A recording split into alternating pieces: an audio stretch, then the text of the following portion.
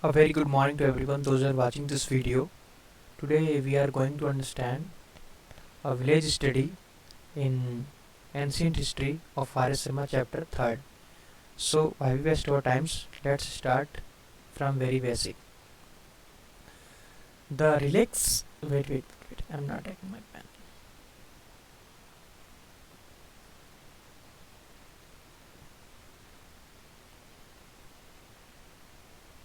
The relics of the communal sharings, the feast festivals and pujas throw light on the inlight character of the ancient tribal society. देखिए, ये माना जाता है कि जब बहुत सारे अवशेष हमारे जो मिले हैं ऑफ द कम्युनल शेयरिंग के लिए फेस्टिवल से और यानी कि पूजा से लाइट के यानी कि जो हमने लाइट जो डाला जाता है किस पर, इगैलिटेरियन करेक्टर्स। ठीक है, इगैलिटेरियन एक ऐसा करेक्टर यानी कि समान अधिकारी करेक्टर जो था उस वक्त सोसाइटी में, उसके बारे में हमें पता चलता है। यानी कि ये सब चीज़ें जो हमें मिल जाती हैं कम्युनल शेयरिंग कब से, यानी कि बहुत ही एंशिएंट में जो अवशेष हमें मिले हैं फेस्टिवल्स में, ठीक है, पूजाज में, और यानी कि जो light on the egalitarian characters यानी कि समान अधिकारी जो ट्राइबल सोसाइटी थी उस वक्त हमारी, उससे मिलते हैं। Loyalty to clan and the caste, यानी देखो लॉयल्टी का मतलब ये है कि यानी कबीले के लिए वफादारी करते थे वो लोग, ठीक है, कास्ट के लिए वफादारी करते थे, ठीक है, एंड प्रीस्ट के लिए यानी कि वो पूरे यानी वफादारी करते थे to this day. Survivals of rituals gives us an idea of the ancient sects and also of the institution of marriage and the family। कहने का मतलब ये है कि वो लोग okay, survivals of the rituals, वो रिचुअल्स के बारे में यानी कि सर्वाइवल्स करते थे, गिव अस एक आइडिया देते थे, ठीक है, एंशिएंट के बारे में, सेक्ट्स एंड एंशिएंट सेक्ट्स के बारे में, and also of the institution marriage and the family के बारे में भी, मैरिज के बारे में भी एक यानी कि आइडिया देते थे। High caste people do not milk, बड़े कास्ट के पीपल होते थे वो यानी कि कभी भी गाय को यानी कि उससे दूध नहीं निकालते थे उसके थन से, ठीक है, एंड नेवर प्लो, वो कभी भी हल नहीं जोता करते थे, ठीक है।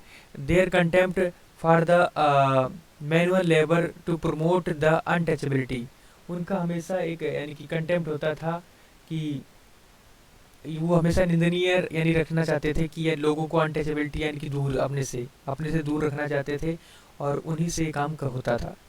Strong traces of the inequality are not confined to the caste alone but also color and the relationship between man and the woman। कहने का मतलब ये है कि जो उनके अंदर एक स्ट्रॉन्ग ट्रेसेस था, ठीक है, वो कभी भी अपने यानी कि कन्फाइंड नहीं करते थे।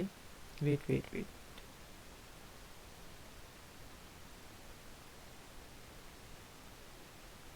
या जी, तो मैं कहाँ पर था?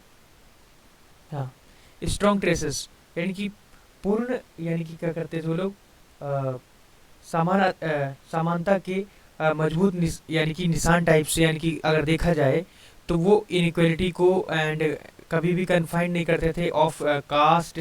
कन्फाइंड का मतलब ये हुआ कि वो यानी कि सीमाबद्ध नहीं थे, ठीक है, कास्ट के लिए, but also the colours, relationship between the man and women till 1930 even the Sati system prevailed, यानी कि जब 1930 में सती सिस्टम बहुत ही जोरों पर था। कहाँ पर? बिहार में। एक रिचुअल्स यानी कि एक रिचुअल पार्ट था कि अगर मान लो किसी पत्नी का पति अगर ख़त्म हो गया तो उसे पूर्ण तरीके से उसे यानी कि जला दिया जाता था, यानी कि ये बिहार में पूर्ण तरीके यानी कि बहुत ही जोरों पर था उस वक्त। The social inequalities which which prevail despite a universal suffrage indicates the nature of the ancient Indian society। कहने का मतलब ये है कि सार्वभौमिक मताधिकार जो यानी कि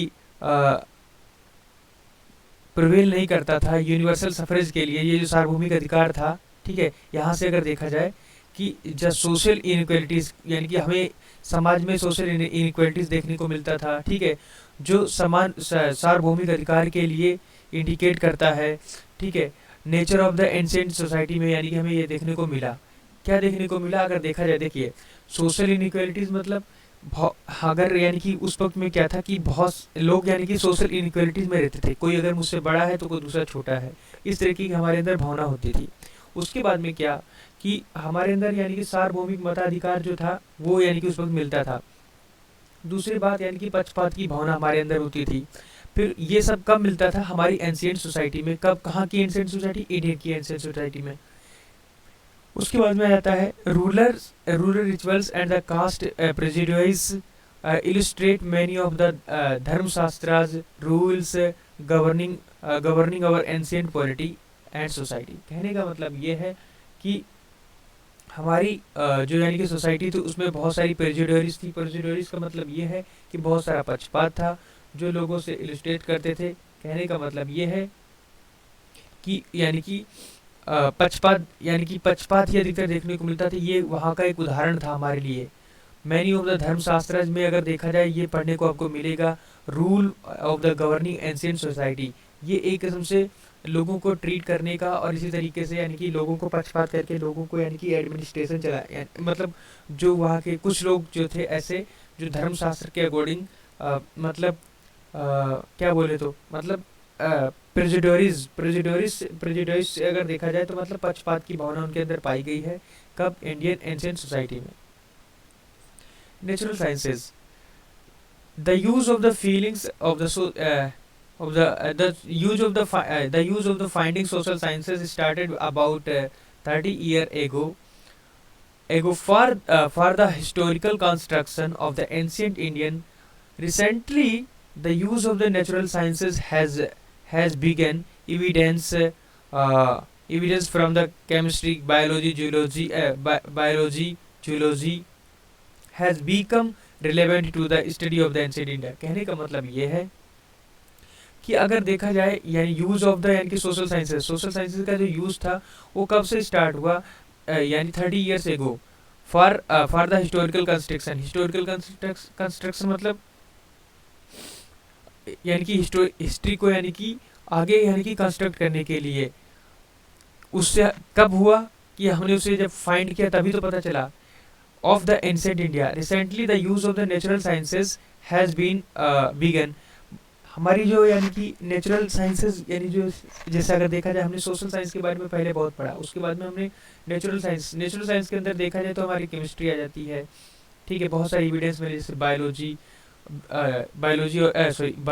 बायोलॉजी और जूलॉजी के बारे में हम लोग जाना, ठीक है। हैज़ बिकम रिलेवेंट, ये बहुत ही रिलेवेंट हो जाती है किसके लिए, एंशिएंट्स यानी कि सोसाइटी यानी कि हमारी इंडिया की एंशिएंट सोसाइटी को स्टडी करने के लिए। अब हमारा जो आ जाता है हिस्टोरिकल सेंसेस। अगर हिस्टोरिकल सेंसेस के बारे में बात करें ये बहुत ही इम्पोर्टेंट रहने वाला है, क्योंकि जितना ये हमने जो ये दोनों ही जो पोर्शन पढ़े हमने विलेज स्टडी इतना कोई इम्पोर्टेंट नहीं था मेरे जहाँ तक मानना था। नेचुरल साइंस भी कोई ज़्यादा इम्पोर्टेंट हम लोग जानते हैं इसके बारे में। लेकिन हिस्टोरिकल सेंसस के बारे में बात करें तो कुछ सारे ऐसे राइटर्स हैं जिन्होंने अपने अपने मत यानी कि मत दिए कि आखिरकार इंडियन राइटर जो थे उसमें क्या क्या कमी पाई गई है, उनके यानी कि जो एविडेंस थे उसमें क्या क्या कमी पाई गई हैं।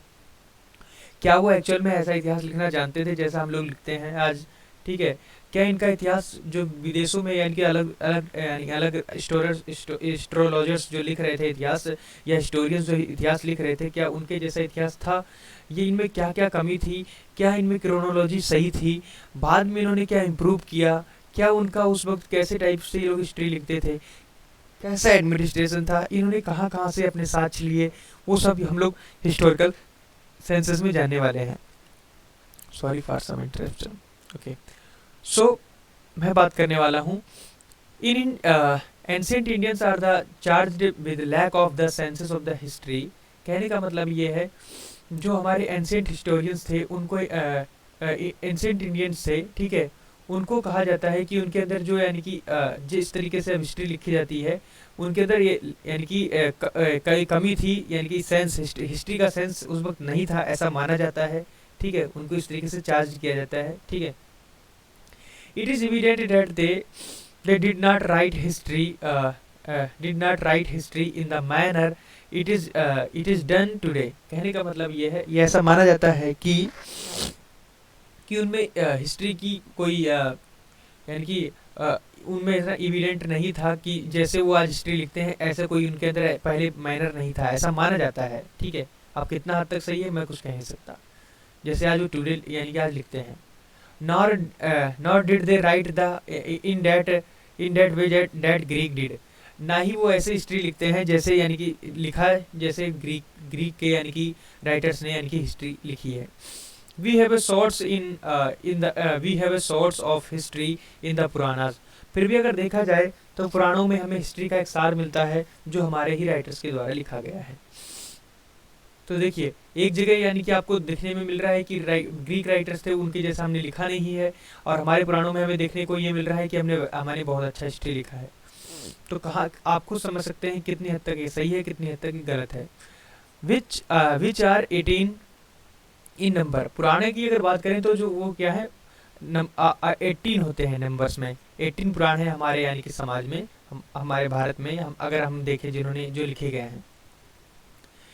18 वाज कन्वेंशनल टर्म्स, जो 18 है कन्वेंशनल टर्म्स है। दो द इंसाइक्लोपीडिक इन कंटेंट, जितने भी पुराण हैं वो सारी इंसाइक्लोपीडिक कंटेंट है। The Purana provides the dynastic history up to the beginning of the Gupta rule. कहने का मतलब ये है कि जो पुराना है उन्होंने हमें यानी कि डायनेस्टिक रूल यानी कि सभी राजाओं की जो यानी कि डायनेस्टिक रूल की जो हिस्ट्री है उसके बारे में लिखा हुआ है। तो इसलिए जितनी भी डायनेस्टीज थी जब तक यानी कि ये पुराण लिखे गए तो उस वक्त जितने राजा आते गए तो उनके बारे में रूल यानी कि रूल के बारे में लिखा हुआ है। जैसे अगर बात करें तो गुप्ता यानी कि beginning of the Gupta rule के बारे में भी यानी कि पुराणों के अंदर पाया गया है। They mention the places where the events took place and sometimes discuss their the causes and the effects। इन पुराणों के अंतर्गत ये भी पाया गया कि कौन से प्लेस पर ये कहानी हुई और उन मैटरों को भी लिखा गया है जहाँ पर ये सब चीज़ें हुई हैं। ठीक है, statements about the events are made in the future tenses although they are recorded much after the events of occurred। कहने का मतलब ये है कुछ ऐसी चीज़ें थी जो बहुत पहले हो चुकी हैं और उनको बाद में लिखा गया है। तो कहने का मतलब ये है कि वो लोग यानी कि फ्यूचर में लेकर चले थे। फ्यूचर टेंसेस का मतलब ये है कि चीज़ें होंगी लेकिन वो चीज़ें पहले ही हो चुकी थी, ऐसा भी पाया गया है। ऑथर्स ऑफ पुराना were not aware of idea of change with the essence of history. जितने भी ऑथर्स थे वो यानी कि इससे अनअवेयर थे। ठीक है, कि यानी कि हिस्ट्री चेंज करने के यानी कि सॉरी आइडिया उनके अंदर चेंज जाएगा किसका, इसेंस ऑफ हिस्ट्री। पुराना अगर बात करें तो पुराणों को यानी कि चार एजेस में यानी कि बांटा गया है। पहला है कृता, दूसरा त्रेता, द्वापरा और काली। ठीक है, कली, 4 प्रकार से पुराणों को बांटा गया है। Each succeeding age is depicted as a worse than the preceding one। कहने का मतलब है पहले वाले एज को यानी कि अच्छा माना गया, दूसरे वाले को उससे घटिया माना गया है। And as one age slides into the other। कहने का मतलब यह है कि पहला जो एज है उसके कंपेरिजन दूसरे एज को घटिया माना गया है और इस तरीके से लिखा गया है। Moral values and social institution degenerate. उसके अंदर क्या किया गया है, पहले की जो यानी कि पहला जो एक एज है पुराण में, उसके बाद जो दूसरा एज लिखा गया है तो इसकी मॉरल वैल्यूज जो है इसके अंदर कुछ गुड मॉरल वैल्यूज है as a comparison to this second. ठीक है, तो इस तरीके से लिखा गया है। The importance of the time and place, vital elements in the history is indicated. It is said that dharma become adharma and vice versa in accordance with the change in time and place। कहने का मतलब है जब भी आप समय यानी कि कोई जगह या समय को चेंज करोगे तो यानी कि धर्म जो है वो अधर्म में परिवर्तित हो जाता है और अधर्म धर्म में परिवर्तित हो जाता है। ऐसा उस वक्त लोग मानते थे, इसीलिए हमारे भारत की बाउंड्री से लोग बाहर नहीं निकल पाते थे और वो इस बाउंड्री के अंदर ही पड़े रहते थे। तो इसीलिए बाहर से लोग हमारे भारत में आए, हमारे लोग कहीं भी बाहर नहीं गए, ऐसा माना अगर मैं कहूँ तो। ठीक है, मैं इसे इरेज कर लेता हूँ, फिर बाद में हम लोग डिस्कस करें। Okay, sorry. Several areas according to which events were recorded were started in ancient India। बहुत सारे ऐसे यानी कि एराज, ठीक है, ऐसे समय काल जिनको यानी कि अकॉर्डिंग टू विच इवेंट के अकॉर्डिंग देखा जाए वो रिकॉर्ड किए गए। ठीक है, उनको स्टार्ट भी किया गया। ठीक है, स्टार्ट किया गया लेकिन एंशिएंट इंडिया अगर देखा जाए विक्रम संवत जो था वो कब स्टार्ट हुआ हमारा 57 टू 80 BC। ठीक है, उसके बाद शक संवत की बात करें, जो शक संवत है उसको वो कब स्टार्ट हुआ हमारा 78 AD में। बट गुप्ता एरा जो स्टार्ट हो जाता है हमारा 319 AD। Inscriptions record events in the context of time and plains. कहने का मतलब है जितने भी इंस्क्रिप्शंस हैं वो रिकॉर्ड, यानी कि देखिए कोई भी आप इनकी इंस्क्रिप्शंस पाइए उसके ऊपर क्या होता है, टाइम मेंशन होता है। ठीक है, किसके बारे में है, प्लेस के बारे में मेंशन होता है, सारा लिखा होता है। तो ये सब इंस्क्रिप्शन के यानी कि पाने का या उस पर लिखे होने का बोलबाला होता है। ठीक है, during the 3rd century BC Ashokan inscriptions demonstrated considerable historical senses। Ashoka ruled for 37 years. कहने का मतलब है अशोका के जो यानी कि इंस्क्रिप्शन से उससे पता चला है कि यानी कि अगर देखा जाए पुराणों के अकॉर्डिंग देखा जाए, मान लो यानी जो हिस्टोरिकल एविडेंसेस हैं उसके अकॉर्डिंग देखा जाए कि अशोका ने यानी कि लगभग 37 ईयर रूल किया। लेकिन अगर देखा जाए जो यानी कि हमें उनके जो यानी कि इंस्क्रिप्शंस मिले हैं वो अभी इतने यानी कि हमें नहीं मिल पाए हैं जिससे पता चले कि पूरा 37 वर्ष ही उसने यानी कि क्या बोले तो हाँ पूरा 37 वर्ष वो रूल किया है। बहुत से इंस्क्रिप्शन ऐसे हैं जिसमें अब देखिए inscription record event happened from 8 to 27। बहुत से इंस्क्रिप्शन ऐसे हैं जो 8 टू यानी कि 27 यानी कि रीजनल ईयर ही बताते हैं। ठीक है, द डेट इवेंट्स या to date events relating to only 9 regional years figures in the inscriptions that we have discovered future and discoveries may throw light on the events relating to the remaining years of his reign। कहने का मतलब ये है कि बहुत सारी future में ऐसी डिस्कवरीज हुई जो यानी कि जो एक लाइट डालती हैं किसके ऊपर, इवेंट्स के ऊपर, relating to the remaining years of his reign, कि उसके यानी कि जो यानी कि देखिए उसने 37 वर्ष तक यानी कि हमारे देश के ऊपर राज किया। हमारे ही यानी कि अगर देखा जाए तो हमारे ही क्या बोलते हैं मौर्य साम्राज्य का ही एक शासक था जो मगध साम्राज्य से निकल कर आता था। उसने 37 साल तक राज किया। तो उसमें ये बताया गया कि उसकी डिस्कवरीज के अकॉर्डिंग अगर देखा जाए तो उसका यानी कि क्या बोले future discoveries may throw the light on the events relating to the remaining years of the reign। Similarly the first यानी कि उसका जो यानी कि राज्यकाल था वो फ्यूचर की जितनी भी यानी कि डिस्कवरीज थी उससे ज़्यादा उसने यानी कि फोकस किस पर किया है, रिमेनिंग के ऊपर। ठीक है, similarly the first century BC Kharavela the king of the Kaling records the large number of events of his life year by in the हाथी गुम्फा inscription। कहने का मतलब ये है अगर आप हाथी गुम्फा यानी कि एक हमारी गुफा है उसके अंदर अगर आप जाएं तो उसमें बहुत सारे इंस्क्रिप्शंस मिलते हैं। खारवेल किंग जो कलिंग के रहने वाले थे उसके अकॉर्डिंग देखा जाए तो उन्होंने भी, क्योंकि देखिए ये कब हैपन हुआ हमारे यानी कि क्या बोलते हैं खारवेल किंग जो थे वो किसके समकालीन किंग थे, यानी कि अशोका के, क्योंकि जब लड़ाई हुई थी क्या बोलते हैं कलिंग में और किसमें हमारे अशोक के साम्राज्य में, तो तभी तो उन्होंने अपना यानी कि सब कुछ त्याग दिया था कि यहाँ से मैं युद्ध नहीं करूँगा। तो उनकी एविडेंस से पता चलता है कि लगभग 47 यानी कि 37 वर्ष तक जो यानी कि राज किया, वो कहाँ से पता चलता है? हाथी गुम्फा इंस्क्रिप्शन से। Indians displays the considerable historical senses of the historical senses in the biographical writings से। कहने का मतलब ये है जितने भी इंडियंस हैं वो डिस्प्ले करते हैं, ठीक है, as a considerable historical senses in the biographical writings.